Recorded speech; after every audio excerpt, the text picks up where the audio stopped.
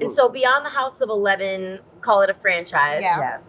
Thanks. Then the Darcey and Stacey of it all, right? Yeah. And then now you guys just most recently had this other thing that came out. It started with 90 Day Fiancé. Yes. But actually, Darcey, you take it away from there because you were in LA Yes. Yep. and you guys did your movie that you guys produced. Yes. Yes. The White Tea. We have White 11th Tea. Entertainment. 11th 11th Entertainment. Actually, we started that. We started before that. House- Yeah, we House started that 11. first. Okay. And so from there, So we wanted to make movies. How did the 90 Day Fiancé So happen? we started 11th Entertainment, then House of 11. Then we came back to Connecticut. I feel like we were in LA for about 8 years, and we just feel like we wanted to get a little bit closer to home again and just reboot and just kind of revive. Yeah, our recharge your energy, batteries. Recharge our batteries. So actually, Stacey knew about the show first. She was engaged to Florian. The next thing I knew, there was something on Facebook, an ad saying, "Oh, they're doing a spinoff called Before 90 Days, and they're looking for couples." I had already been in a relationship with someone from Amsterdam for about 6 months. Wrote in a letter, got a call back. They auditioned us both, I think, at that time, and I think they were waiting for her K-1 visa process for the 90 Day show. But 90 Day B90 was the first season of couples that were not ever met in person, have never met in person, no engagement, no nothing, in hopes of getting So married. it's about international couples meeting for the first time. So Before 90 Day is a show based off of couples that have not met in person. So when I went to Amsterdam to meet Jesse for the very first time, it was the very first time. Wow. You know, we talked and seen each other on the phone and talked for months.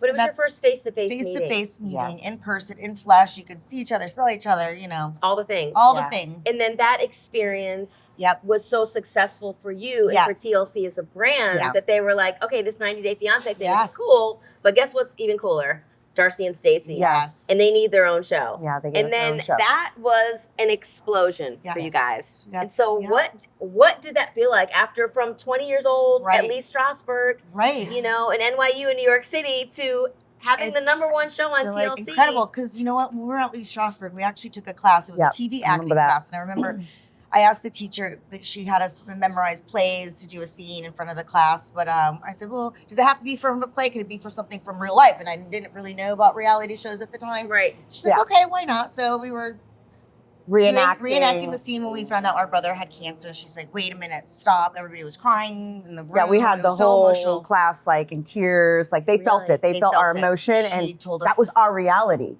Yeah. And she stopped us. She said, stop. She's like, don't you dare do that. Like, why would you got like mad bring at that us. on? She got mad at us. She's like we were going to manifest, like, I don't know. Anyway, she made know us that stop. it was a true story? Who knows? She didn't know it was reality. She just said stop. It was our reality, but it wasn't what she wanted us to do, I guess. And then everybody stopped us after we left the class. Like, wow, I can't believe she said that to you guys. This is so moving and touching. Like, and we know that's real, you know? And it's like we kind of never really went back to that class because we felt. We need to send her some tape. Yeah, hello. And we did it. Guess what? So, sorry to call you out your name and everything. Our calling is, you know, being ourselves. Being ourselves. Being authentic and real. And, right. you know, leading with our emotions. And that's okay because I feel like a lot of people resonate with what we go through in our story. And we're okay to share that. It's healing for us. Very vulnerable. To do this. Is absolutely one of the best things I've ever been able to do. And I know Stacey feels and most people are so terrified. I know. For anyone to not only like to know who you really are without your mask, but also to see you raw. Yes. Yeah. You know, like to really be raw. And you really have to be because even though reality TV has its elements, because the kids and I have been on your show, whenever you've said, Shannon, can you come on the show with the kids? And I'm like, yes, I'm there. I'm happy to, whatever. You're a fan favorite. They love you. Yes. No, but just whatever. And so, of course, to be there to support you, but it's work. Yeah. These are long days hours. with no breaks, with shoes that hurt. Oh yeah. And I know people are probably like, oh, we don't have a pity party for you when you're on TV and you're making good money and your shoes hurt. We don't care. I understand that, but I think there is a part of this that people don't understand, that what it takes to allow the world into your private moments, to your heartbreak. Absolutely. In such a vulnerable way. When maybe you don't feel like being on camera, when maybe you're going through perimenopause, when you and your spouse are having a fucking drag out, when you know, when it feels like your whole world is falling apart around you. And you know, like even on Instagram, whenever I tag you guys in anything, there's all these hilarious little like gifts or whatever, and you're like crying. Yeah. You know? Yeah, the cry face. But something that's really special about you guys because you allow people in. Yeah. And I think people are naturally voyeurs, but also people really want connection. That's what's missing in the world now. And you've allowed people to connect with you. Yeah. Yeah. And so was that cathartic for you to allow people in? Yeah, I feel like for me it was healing and to be able to give back and share my emotions with the world, because I feel like it is so hard for a lot of people to do that. If I can share my experiences, it'll be easier for them to heal as well or get out of a toxic relationship. What to do, what not to do. Or and a lot of my DMs, my messages are from, you know, amazing women and men and people that just say thank you for helping me by watching you. You've helped me heal. I know sometimes you might see like we get a lot of hate or whatever, but we get a lot of love too. I mean, they'll privately message us and just say, you really helped me in my life, and just keep going, keep doing your thing. And we embrace the fans and people when they come see us in the street. They hug us like they know us. Yeah. And we hug them back, and we love that, you know? Yeah. And we spend time We're with not them, we talk with them. We're very embracing. Yeah. And that's what people love about you guys because they feel that.